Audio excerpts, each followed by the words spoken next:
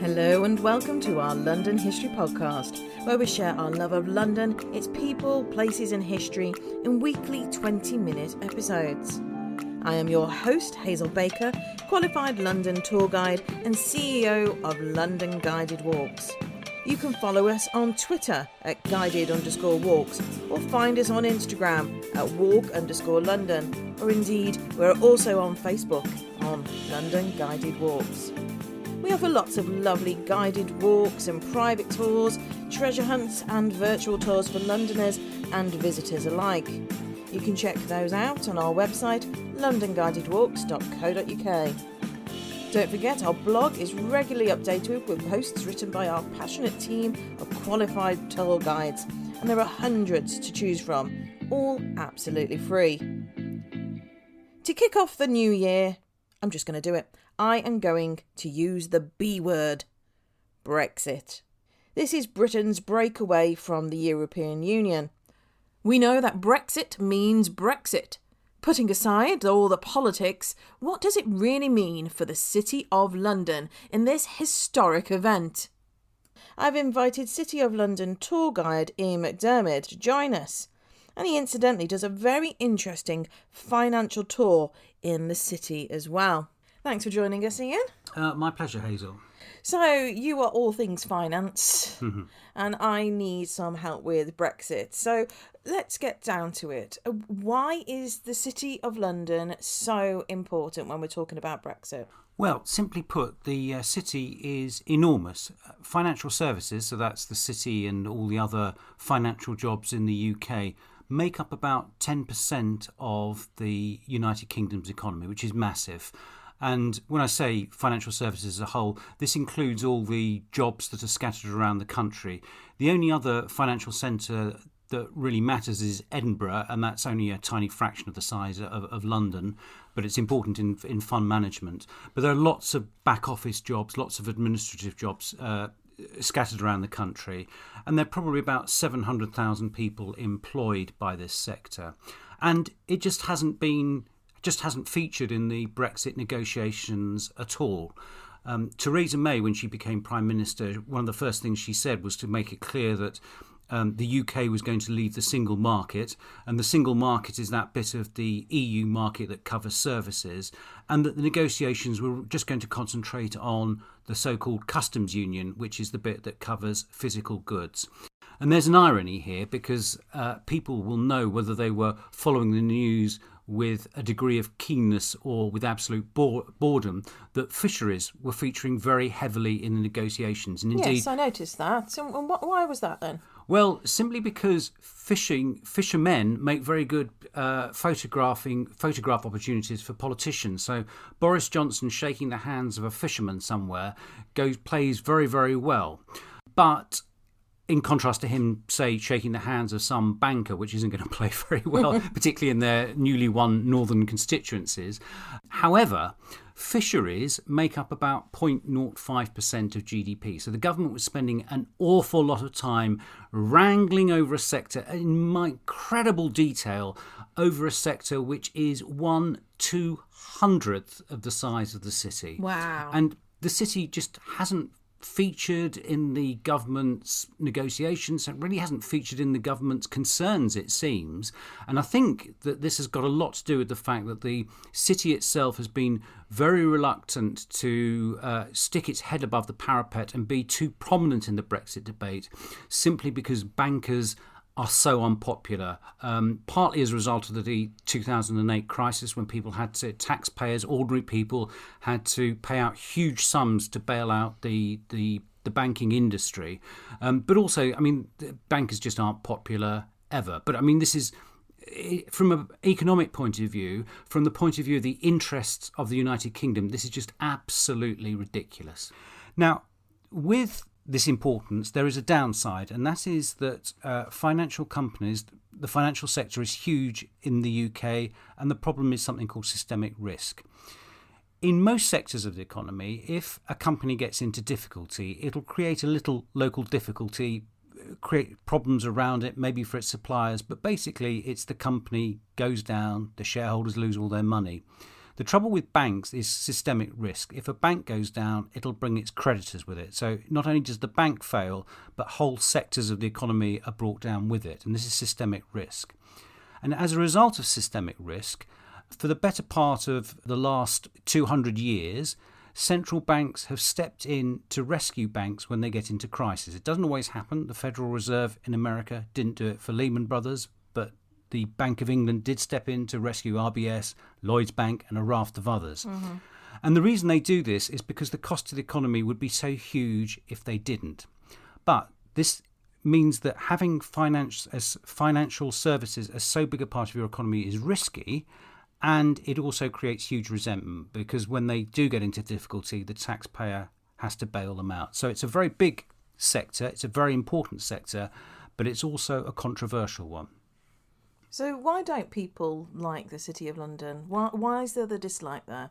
Well, in addition to this fact that people had to put their hands into their pockets and pay out so much money, there's the problem that the bankers themselves aren't particularly likeable. I mean, they tend to be young, they still tend to be male, very richly remunerated, and people resent that. And a lot of people also resent London from outside, from other parts of the UK.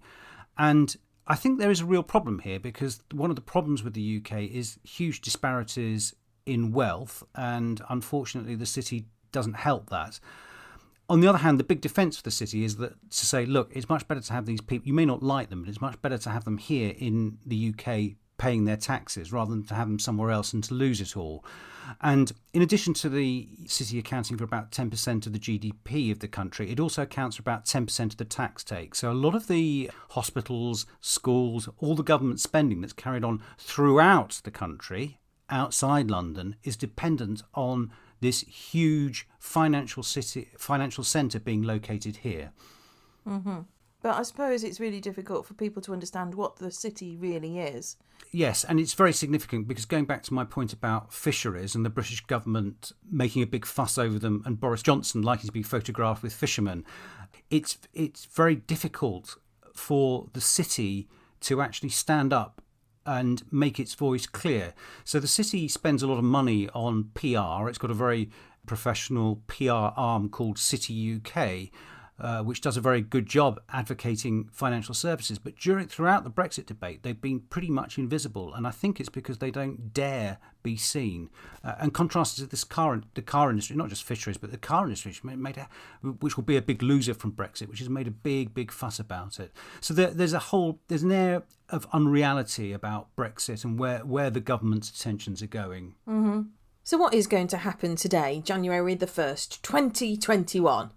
Britain left the EU at the end of January 2020, and from January 2020 to the end of December 2020, it was in transitional arrangements whereby all the rules put in place were still in place. And then on January the 1st, 2021, those arrangements came to an end and Britain fully left the EU. So the agreement reached on Christmas Eve, as mentioned, just covers physical goods. It doesn't cover services. And the city is facing a whole raft of negotiations with the EU to cover its activities.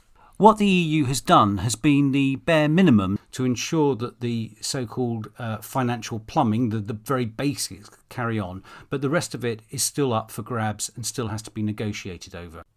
How is the city affected by Brexit? It's affected in two ways. The first is by the hit to the UK economy as a whole, because the city relies on the United Kingdom for about a quarter of its business. And economists in general agree that Brexit is a bad thing from an economic point of view. And the OBR, the Office for Budget Responsibility, has estimated that the kind of Brexit deal that was negotiated, which was to the harder end of the spectrum from when we first started talking about Brexit, that would reduce GDP by about 4.5 percentage points over 15 years. So that's the first way it affects the city. The second way is a more important way, which is to affect its relationships with the EU. Now, the EU, again, accounts for about a quarter of the city's business, but it accounts for just under half of financial services exports from the UK. So it's a huge, huge market. And is passporting affected by all of this? Yes, the Brexit negotiations affect the city's access to the EU markets in two ways. The most important way is through the loss of passporting. The second way is that the EU regulators can simply insist that business concerning the euro is done out of the eurozone itself. And this is going to be replaced by equivalence. For the benefit of the audience, what is passporting? Passporting is the arrangement within the single market whereby financial firms operating in one area of the EU can sell their services across the EU without having to get registered again, without having to get approval, without having to fill out forms. The fact that the fact that UK firms were regulated in the UK meant that before we left the EU, they could just simply carry on all their business throughout the EU. And this was of enormous importance. Mm-hmm. So it's a bit like a single sign-on. I just have one login and I'm able to get into all my online accounts. Yes, very similar. So now if you want to sell into the EU, you're probably going to have to go through a lot of hurdles, and a lot of companies have set up, have opened offices or moved business into the EU to avoid this problem. So you mentioned that passporting is going to be replaced by equivalence, which is what? So this is the way the EU regulates business with countries outside the EU. So equivalence is, for example, the route through which American firms have done business with the EU, Japanese firms have. And there are a couple of problems with it. One is that it's not comprehensive, it's piecemeal. You have to have an equivalence agreement on every single little aspect of the financial world. And also, it's not comprehensive. The equivalence agreements aren't going to cover everything. So they're not going to cover things like retail investments. They're not going to cover ordinary banking. So there are big emissions there. And another real problem with it is that it relies on the two sides, the UK and the EU, recognising that each other's financial regulation is up to scratch and that it's equivalent in effect to their own. And the problem is that the EU can withdraw its approval of equivalence within 30 days, just give 30 days notice. And this means that the UK is going to be on the hook because the EU can just turn around and say, I'm sorry, we're going to remove equivalence. And they might want to do this because they're being unpleasant, and they might want to do it because Britain wants to change its regulations, and the EU just simply doesn't agree with it. And the EU has form here because they have in the past withdrawn equivalence from the Swiss Stock Exchange, which meant that EU investors could not trade on the Swiss Stock Exchange, which is enormously important. And it may well be that Britain, in negotiating these equivalent agreements, just decides it's not worth it. We're handing too much power to the EU. We'll just get on with it, and we'll try and ignore the EU and go down our own route. And how important is the EU to the City of London? Well, we've already mentioned that the EU accounts for about a quarter of the city's business. And in the very worst case scenario, much of that could be at risk. But the city also benefits from its, or has benefited from its EU membership in terms of its business with the rest of the world. Through having its foothold in the EU, it's been able to market itself to areas outside the world. So American companies wanting to issue a bond, say, they'll want to tap into European investors. How do they do that? Well, we'll go to London because it's the obvious centre, and that part of London's business will be at risk. So it's not just a risk to the business that London does with the EU, it's a risk it's a threat to the business that London is able to attract from outside the rest of the world because of its toehold in the EU. So this is an enormous threat to the city. However, the city does have an important strengths in its negotiating stance over these equivalent arrangements, and that is its sheer importance to the EU. So traditionally, Europe has relied on London to raise a lot of its finance. So European corporates, that's companies raising money through the bond markets, have done about half of their business through London.